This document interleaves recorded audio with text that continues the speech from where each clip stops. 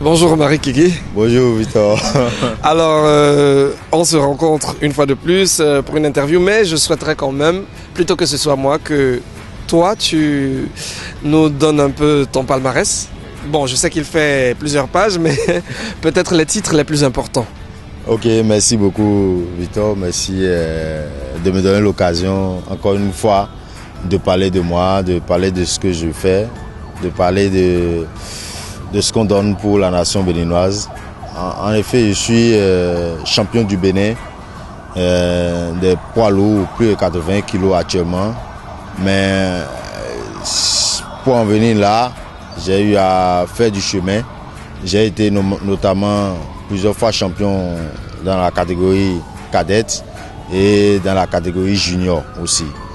Et plusieurs fois champion au niveau international, où j'ai notamment eu au Sénégal une médaille de bronze.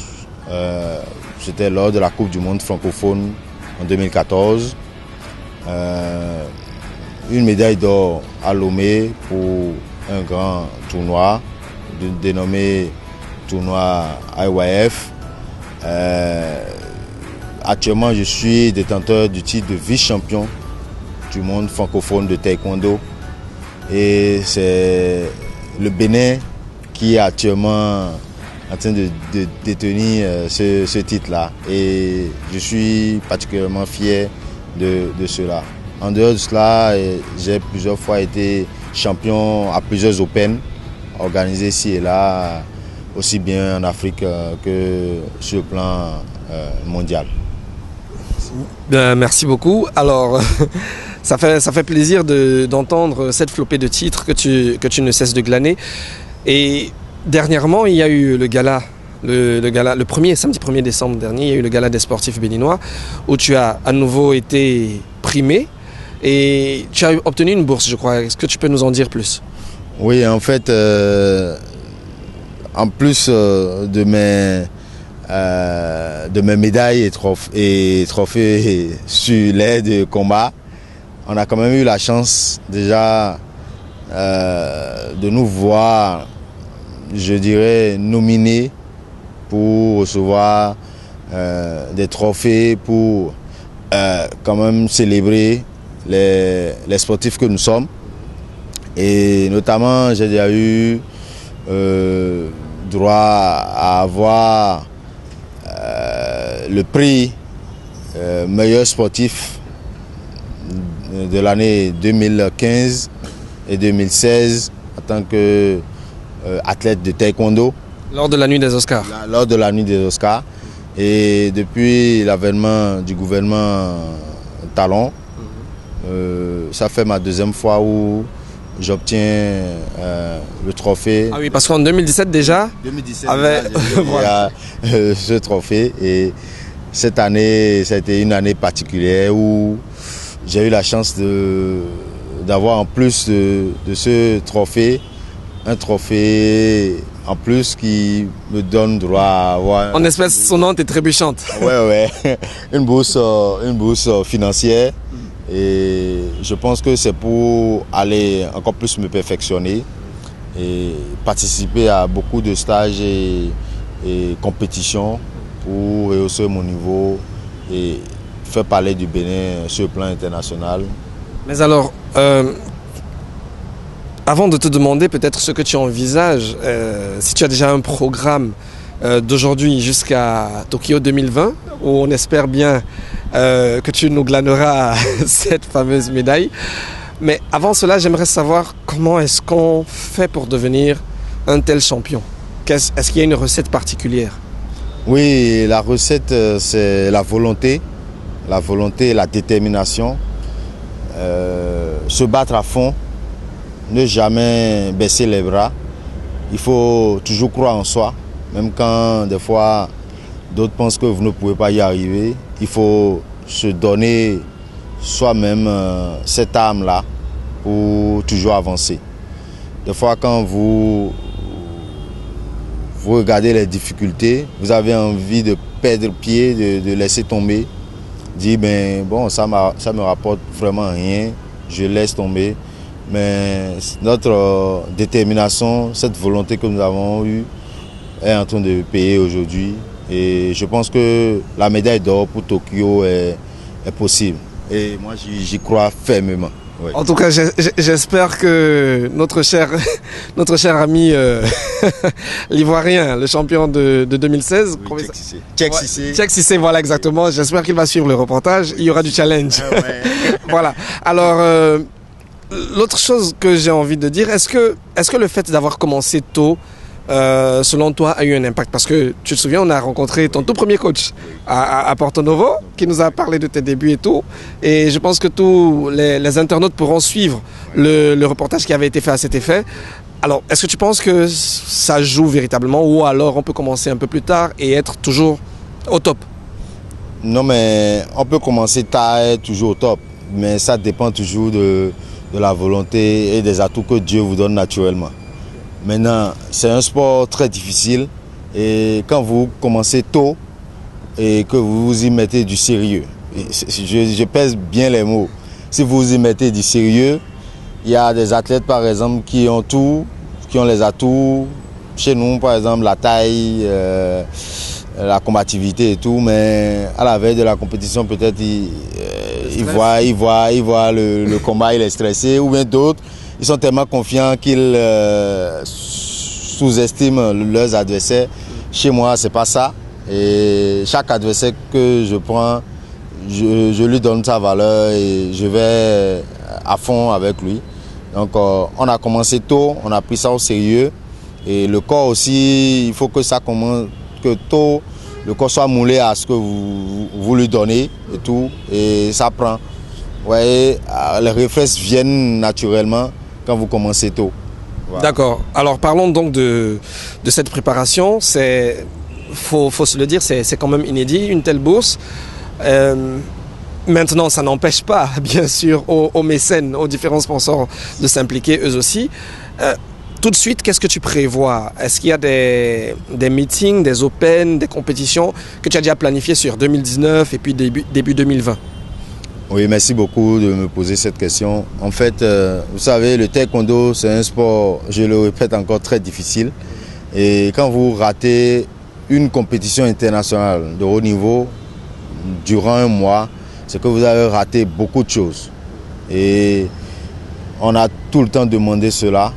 Et je pense que j'étais sur un plateau de radio un jour quand le ministre souhaitait ses vœux, il y a de cela 2 ans maintenant. J'étais sur le même plateau, il correspondait par téléphone. Je lui disais que nous, on était prêts à faire les compétitions. L'actuel ministre? Oui, l'actuel ministre. Oui. L'actuel ministre était sur la radio nationale et il disait qu'il allait mettre beaucoup de moyens pour qu'on participe à plus de compétitions qu'auparavant. Et je disais aux journalistes qui me posaient aussi la question que nous on était là que pour ça et on était déjà prêts pour ça. En fait, c'est ça, il faut faire plus de compétitions, il faut certes s'entraîner tous les jours, mais il faut aller s'actualiser, il faut aller s'évaluer pour voir vraiment le niveau auquel vous êtes. Aller à une compétition et perdre ne veut forcément pas dire que vous êtes nul, mais c'est que ce que vous avez appris là, c'est pas encore bien rentré, vous revenez à la maison, vous travaillez encore dur et vous avancez. Ceux qui sont champions aujourd'hui, ils ont pris par là. Et c'est pour ça qu'aujourd'hui, on les célèbre. Mais eux tous, ils sont allés, ils ont échoué, ils sont revenus, ils ne se sont pas endormis. Ils ont encore travaillé et aujourd'hui, ils sont très bons. Donc, 2019, les compétitions sont connues sont déjà sorties. Et les dates sont sorties du moins. Et par la Fédération mondiale de notre discipline. Et on connaît déjà toutes les dates. Et il suffit juste de mettre les moyens pour qu'on y aille. Donc la bourse, nos fédérations ont tellement beaucoup de charges que souvent s'occuper d'un seul athlète est difficile. Donc moi, je pense mettre ma bourse à contribution pour aller faire des compétitions et aussi aller faire d'autres stages d'entraînement parce que personne n'est détenteur de la connaissance, surtout pas en Afrique. Hein. Donc il faut aussi aller chercher aussi ailleurs comment les autres font pour toujours gagner. Merci, belle leçon d'humilité. Et alors moi j'aimerais savoir comment est-ce que tu as dit tout à l'heure qu'il y a des moments de découragement parce qu'on se dit que ça ne rapporte pas de titres, pas d'argent et tout. Mais ça tend à vouloir, on va dire, ça commence à payer un tout petit peu. Mais comment tu arrives à concilier tes entraînements, tes compétitions, les entraînements que toi-même tu donnes à des enfants, voilà, parce que je sais que tu entraînes les plus jeunes, et aussi ce que tu as appris à l'école, tu as appris de l'agronomie. Alors comment tu fais ce mélange-là? Non, mais en fait, le taekwondo, c'est un art martial formidable. Ça vous apprend du moins à vous battre. Et j'espère que tu ne vas pas te battre avec moi quand même. Non, pas du tout. Non, mais vous êtes endurant sur toute la ligne. Et c'est vrai, même vous connaissez la situation du Bénin actuellement. Il n'y a que des diplômés sans emploi. Il y a beaucoup, pas que. Bon, il y a beaucoup de diplômés sans emploi. Et c'est un peu le cas des jeunes aujourd'hui. Bon, ou soit tu trouves un travail à faire, c'est un contrat de quelques mois, et après tu retournes dans le chômage et tout. Mais le sport, c'est tout le temps. Et déjà ça te libère du stress. Tu as envie toujours de dépasser toujours ton niveau et tout. Donc on ne ferme pas la case et ce qu'on a appris, agronomie et tout. Mais là, on est dans un truc où on sent que le pays est en train de comprendre que ça vend plus le pays. En fait, je ne parle pas que du sport, mais il y a d'autres disciplines. Tu voyais, bon, je vais prendre le cas de la culture et du tourisme aussi. C'est ces choses-là, ces disciplines-là qui font vendre vraiment le pays. Et je pense que le gouvernement béninois est en train de comprendre. Ils avaient déjà compris un peu en son temps, mais maintenant c'est encore plus accentué et tout. C'est pourquoi on demande maintenant aux entreprises de financer le sport. Donc, et comme l'a dit le président, quand on va te financer, par exemple, tu ne feras que ça. Vous voyez, tu peux être bien évidemment agronome et pouvoir travailler dans l'entreprise, mais si on te Il faut bien que tu justifies ce compte. Voilà, tu es juste là pour faire du sport et tu es là pour faire du sport, et plus rien d'autre. Et là, le sport de haut niveau, ça ne ment pas, en fait. Et actuellement, j'ai la chance quand même qu'avant que tout ça en arrive, bon, que je sois engagé aussi par, comment on appelle, notre ministère de tutelle, je veux parler du ministère du sport, pour encadrer les plus jeunes dans... Ça, c'est une bonne nouvelle. Dans les classes sportives. Et actuellement, je suis à l'intérieur du pays pour aller dispenser mes connaissances. Et il faut dire que, étant donné que je suis encore en activité, les enfants, ils aiment bien ça. Ça stimule. Et ça les stimule. Voir en même temps mes résultats. Ils se disent, mais on veut devenir comme lui. La dernière fois, j'ai pris mon trophée, je suis allé leur montrer. La dernière fois, j'ai pris... C'était dans quelle localité? Oui, c'est à Adjoun. En fait, c'était un peu par rapport à mon service que j'ai choisi là-bas. Et étant de Porto-Novo aussi, c'est pas loin. Donc, ils sont très contents. Ils ne connaissaient pas avant le taekwondo, mais ils sont en train de l'adopter. Ils sont très, très, très, très, très contents de... C'est vrai que c'est une véritable émulation parce que il y a de plus en plus de pratiquants. Mais j'en vois presque partout. Je me demande si c'est à cause de Romaric ou bien, je sais pas, il y a une pub qui est faite autour du taekwondo. Bon, bref, mais ce que je voudrais aussi dire, en allant plus loin, c'est que Romaric n'est pas seul. Non, Romaric est membre d'une fratrie, vous êtes 4. Oui. Tu es le deuxième, il y a Léné Rostand, il y a celle qui vient après toi, Deo Gracias, et enfin le Benjamin Géudiel, qui eux aussi sont tout le temps sur les podiums. Et donc, alors j'ai une petite surprise pour toi. Oui. Salut. Hey, Romaric, c'est comment on dit quoi? C'est tranquille là-bas, j'espère. Allez, là, tu as, comme toi-même tu le sais, tu as tout mon soutien. Et comme je l'ai toujours dit, seul le travail paye. Et tu n'as jamais cessé de te battre à fond. Et tu es quelqu'un de déterminé, donc ce n'est que justice. Tu vois, et félicitations pour tout et que Dieu t'aide pour les pour les prochains objectifs que tu as. Et s'il plaît à Dieu, tu pourras les atteindre. Et comme tu le sais, avec le travail, ça paye toujours. Ça paye. Et allez, continue de te battre et on est ensemble. Allez, big up à tout le monde et ciao, ciao. Voilà. Je suppose que tu as reconnu la voix. Ah ben, très bien. Ah ben, c'est notre frère aîné, Rostand Kiki. Exactement. Oui, qui a été 2 fois boursier olympique. Bon, malheureusement, il ne s'est pas encore qualifié pour les JO, qui est le challenge à tous. Quand tu es taekwondoïne, tu es sportif olympique. Je rappelle aux, aux internautes et aux téléspectateurs que Rostand, lui, il est aux États-Unis actuellement. Il est aux États-Unis actuellement. Et à un certain moment, vraiment, ça n'allait pas au pays. Et nous avions les 3 autres frères. Je parle de moi et Deo Gracias, Kiki et Jéhudiel Kiki. Anecdote aussi, Deo Gracias est actuellement en route pour les États-Unis. Ah, très bonne nouvelle.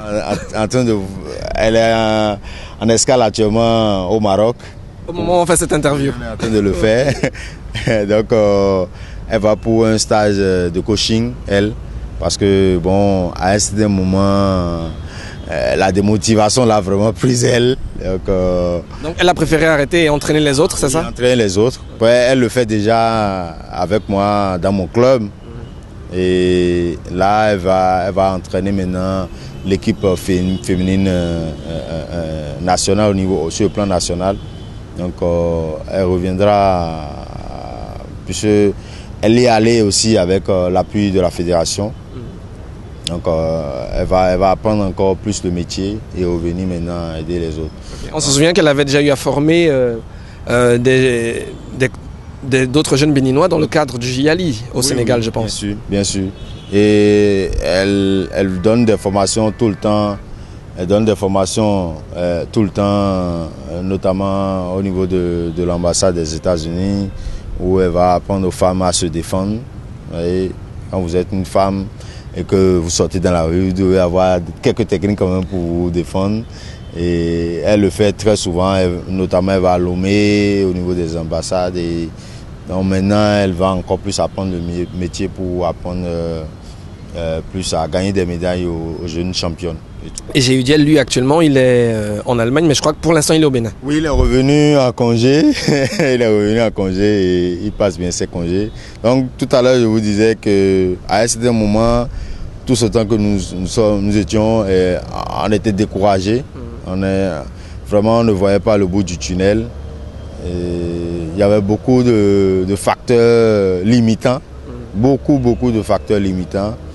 Et certes, les parents nous soutenaient toujours, mais beaucoup de facteurs limitants. Je ne veux pas revenir dessus. J'aime mieux avancer que de revenir en arrière. C'est très compréhensible et c'est une bonne leçon de vie aussi. Alors, mais si vous tous vous partez, vous laissez papa et maman avec Non, mais ils prennent bien la chose. Ils sont quand même... Alors, les gens peuvent se poser des questions. Oui. Si tous les 4, vous êtes des pratiquants de taekwondoïne, est-ce que papa et maman l'ont été aussi? Voilà. Non, mais c'est aussi des battants. C'est vrai. C'est aussi des gens qui ont le sang un peu chaud. Donc, il faut aussi un peu de ça pour faire du taekwondo. Vous voyez?